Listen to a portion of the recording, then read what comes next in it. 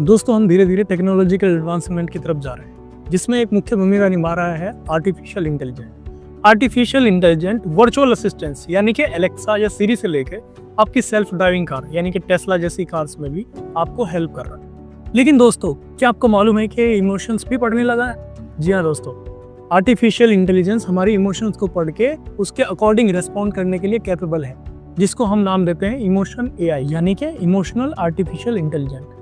लेकिन ये काम कैसे करता है, क्या ये हमारे लिए एथिकल है या नहीं है, या आने वाले फ्यूचर में हमें कैसे इफेक्ट करने वाला है, आज के इस वीडियो में हम यही देखने वाले हैं। So welcome back to our YouTube channel Infotech to fact, information with technology and facts, और मैं हूं आपका दोस्त शाहनवाज। तो चलिए शुरू करते हैं। लेकिन दोस्तों, शुरू करने से पहले मैं आपसे गुजारिश करूंगा कि आपने अगर अभी तक चैनल को सब्सक्राइब नहीं किया तो जल्दी से जल्दी सब्सक्राइब कर लीजिए, ताकि ये ऐसी ही इन्फॉर्मेटिव वीडियो आपको वक्त पर मिलती रहे। आखिर इमोशन एआई है क्या? इमोशन एआई यानी कि इमोशनल आर्टिफिशियल इंटेलिजेंट एक ऐसी टेक्नोलॉजी है जो हमारे फेशियल एक्सप्रेशन, वॉइस टोन या फिर हमारे फिजियोलॉजिकल एक्सप्रेशन को समझ के उसके अकॉर्डिंग काम कर सकती है, उसको एनालाइज कर सकती है।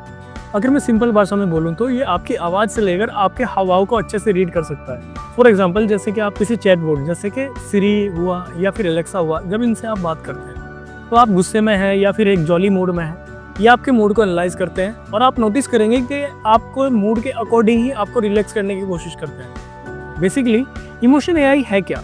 ये ह्यूमन मशीन इंटरेक्शन का एक तरीका है जो हमारे इमोशंस होते हैं उसको एक डाटा के रूप में प्रोसेस करता है और उसके अकॉर्डिंग रिस्पॉन्ड करता है। चलिए देखते हैं इमोशन एआई काम कैसे करता है।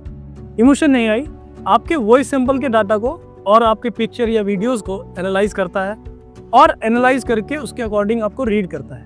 जैसे फेशियल रिकॉग्निशन, एआई आपके चेहरे के छोटे से छोटे एक्सप्रेशन को रीड करके उसे एनालाइज करके आपकी स्माइल या गुस्से के डाटा को रिकॉर्ड कर लेता है, जिससे होता क्या है कि वह फ्यूचर में उसी डाटा को प्रोसेस करके आपको बता सकता है कि आप गुस्से में हैं या फिर आप सैड फेस में हैं। दूसरा है वॉइस एनालिसिस, आपके टोन, पिच और आपकी जो स्पीड ऑफ टॉकिंग है उसको एआई समझता है और आपके मूड क्या है उससे ये एनालाइज करता है। इन शॉर्ट, आपके बोलने का जो तरीका है उसे वो समझने लग जाता है। तीसरा जो इसमें है वो है बायोमेट्रिक सिग्नल्स।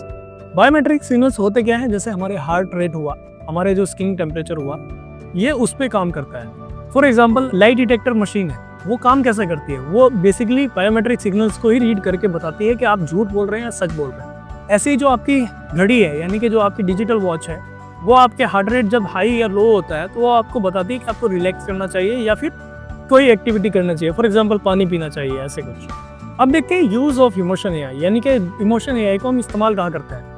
दोस्तों, इमोशन एआई का पोटेंशियल बहुत बड़ा है और बहुत ही वाइड रेंज में फैला हुआ है। जैसे जैसे इंडस्ट्रीज में टेक्नोलॉजिकल एडवांसमेंट हो रहा है, वैसे वैसे एआई का यूज भी बहुत ज़्यादा हो रहा है। जैसे कि कस्टमर केयर सपोर्ट, चैटबॉट जैसे कि जो बैंकिंग एप्स होती है, आपके इमोशंस को समझ के आपकी जो क्वेरीज है उनको एफिशिएंटली सॉल्व कर सकता है। दूसरा है जैसे हेल्थ केयर, थेरेपी सेशन के दौरान इमोशन एआई जो है वो पेशेंट के मेंटल हेल्थ को मॉनिटर कर सकता है और उसमें हमारी मदद कर सकता है कि पेशेंट को क्या चाहिए। इसमें जो अगला है वो है एजुकेशन सेक्टर।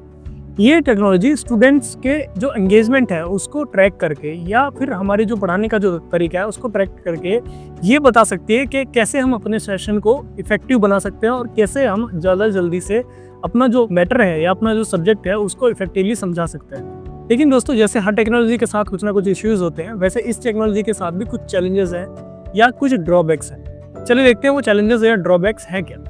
देखिए, इमोशन एआई की टेक्नोलॉजी जितनी प्रॉमिस करती है उतनी ही सेंसिटिव भी है, जिसमें कुछ पॉइंट्स हैं जैसे कि प्राइवेसी इश्यू। आपके फेशियल और वॉइस डाटा को रिकॉर्ड करना एक प्राइवेसी कंसर्न बन ही सकता है। ऑब्वियस सी बात है कि आपका जो डाटा है उसको मिसयूज भी किया जा सकता है। दूसरा, इसमें हो सकता है कि बायस रिजल्ट मिले। अब बायस रिजल्ट कैसे मिल सकते हैं कि कोई भी एआई जो इमोशन एआई है वो एक पर्टिकुलर सेट ऑफ डाटा से ट्रेन होता है। अगर वो सेट ऑफ डाटा जो है हमारा वो स्पेसिफाइड नहीं है या डाइवर्सिफाई नहीं है, तो ऐसा हो सकता है कि कहीं पर उस एक्सप्रेशन का मीनिंग अलग हो और दूसरी जगह पर उस एक्सप्रेशन का मीनिंग अलग हो। और इंडिया में ऐसा होना बहुत ही ज़्यादा पॉसिबल है, क्योंकि इंडिया जो है वो बहुत ही डाइवर्सिफाई है। इसके अलावा हो सकता है ये आपकी जो इमोशंस हैं उनको भी मैनिपुलेट कर दे। अब ऐसा क्या है कि कोई भी अगर इमोशन एआई को यूज़ कर रहा है, अगर उसकी इंटेंशन गलत है तो डेफिनेटली ऐसा पॉसिबल है कि वो आपकी इमोशन को भी मैनिपुलेट कर सकता है। तो दोस्तों, इन चीज़ों को ध्यान में रखते हुए इमोशन एआई को यूज़ करने से पहले हमारी कुछ रेगुलेटरी बॉडीज़ होनी चाहिए, कुछ ऐसे लॉज होने चाहिए जो इसके जो मिसयूज़ हो उसको प्रिवेंट कर सके। चलिए देखते हैं कि फ्यूचर में इमोशन एआई की क्या क्या पॉसिबिलिटीज़ है। देखिए जैसे जैसे हमारी लाइफ में टेक्नोलॉजी का एडवांसमेंट हो रहा है, चाहे वो इंडस्ट्रीज़ में हो या हमारी नॉर्मल लाइफ में हो, वैसे वैसे ये भी पॉसिबल है कि एआई भी डोमिनेट करता जाएगा। तो उसमें कौन कौन से सेक्टर्स हैं, जैसे एजुकेशन सेक्टर में हमें हेल्प कर सकता है, ये हमें ड्राइविंग मोड्स जो कार के आ रहे हैं उसमें हमें हेल्प कर सकता है। इसके अलावा जो हमारे लर्निंग प्रोसेस है उसको स्मूथ बना सकता है। इसके अलावा जो मेडिकल या हेल्थ केयर जो इंडस्ट्री है उसमें भी हेल्प कर सकता है। तो दोस्तों इमोशन एआई एक काफ़ी फैसिनेटिंग और पावरफुल टेक्नोलॉजी है जो हमारे ह्यूमन मशीन इंटरेक्शन को काफ़ी नॉर्मलाइज कर रही है और आगे चलकर और ज़्यादा करेगी।